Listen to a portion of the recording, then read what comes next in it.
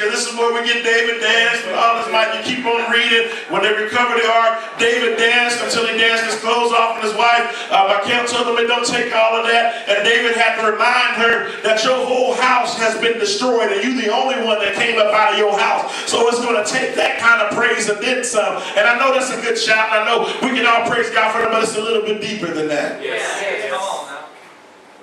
This is not about David dancing, but as much as it is about establishing the priority, the place, and the preeminence of the presence of God in your life. Yes. It's about to tell them, let's establish the priority. Let's establish the place. Let's establish the preeminence of the power of God in my life. Come on now, amen. Yes. So now, and doing that, let me roll back. What is the Ark of the Covenant? Let's explain it in simple terms. The Ark of the Covenant is simply a wooden piece of furniture covered in gold. Yeah. Let's just simplify it like that. But it had three things on the inside of the Ark of the Covenant.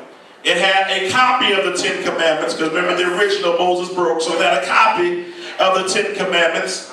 It had a gold pot of manna that had been preserved from the children of Israel while they were wandering through the wilderness in it. And then it had the budded rod of Aaron. Yes. Yeah. Inside of it. That I could roll with Aaron been chosen to do that, but that's a whole other story in itself. Yeah. But the ark represented the portable presence of God. So much so that when the children of Israel were to see the ark, or when they were in the presence of the ark, they felt that the presence of God was with them because of the Ark of the Covenant. So, in other words, what David decided to do, his first thing he decided to do upon becoming king was, David decided, I got to get God back. Yeah. Yes. Yep. Okay? Yes. David didn't say, I'm going to do a health care reform. He didn't say, I'm going to sign Social Security. He didn't say, I'm going to do an insurance thing. David said, I got to bring God back to my country. That's Yes. right. Amen. Come on. Therefore, it doesn't matter what your goals or your dreams are, your aspirations are. But may I suggest to you, my brothers and my sisters, that before you go after your goals, dreams, and aspirations, you need to go after God. Amen. Because if you go after God and you get God, He'll make your goals, dreams, and aspirations fall into place. Send somebody and tell them, let's go after God.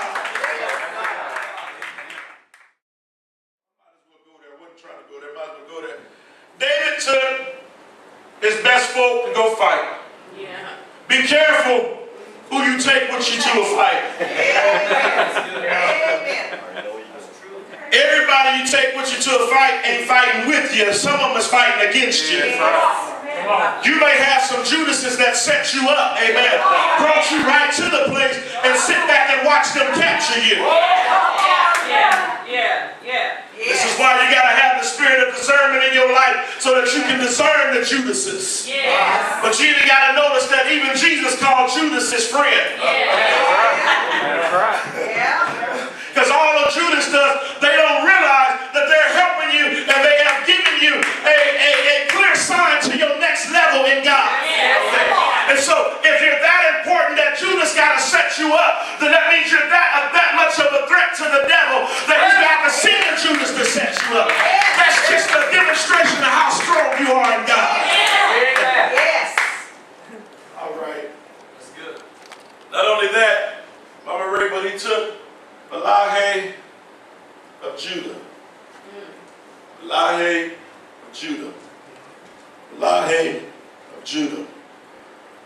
That is actually a Greek phrase that simply says, Elijah Yehuda. Elijah Yehuda. Elijah Yehuda. Elijah means master. How many of y'all been to Sunday school before? What do y'all call it? Y'all don't call it Sunday school? Y'all call it Sunday school? So everybody been to Sunday school, so we all know what Judah means, right? Yes. What does Judah mean? Judah means praise? Okay, well some of us didn't know that because they was looking at me like, I don't know what that means. Okay. Yeah. Judah means praise. Praise, simply put, praise. Elijah means master. Judah means praise. Elijah means master. Judah means praise. All right.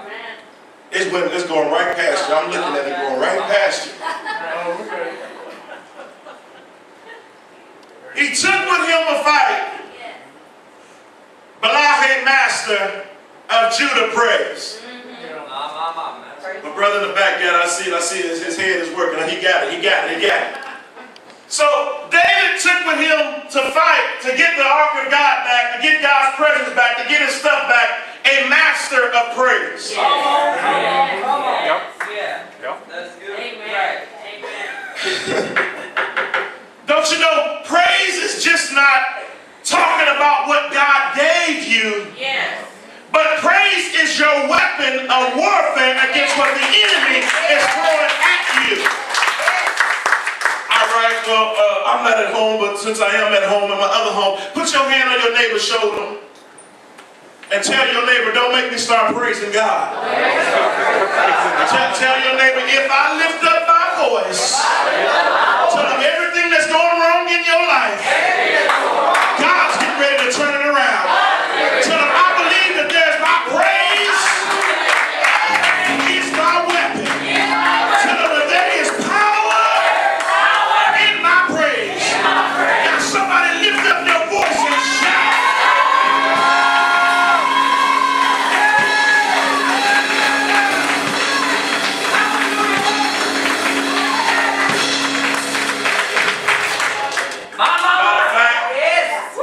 If you didn't come to get nothing from God today, tell them, if you didn't come to get nothing from God today, you sat next to the wrong person.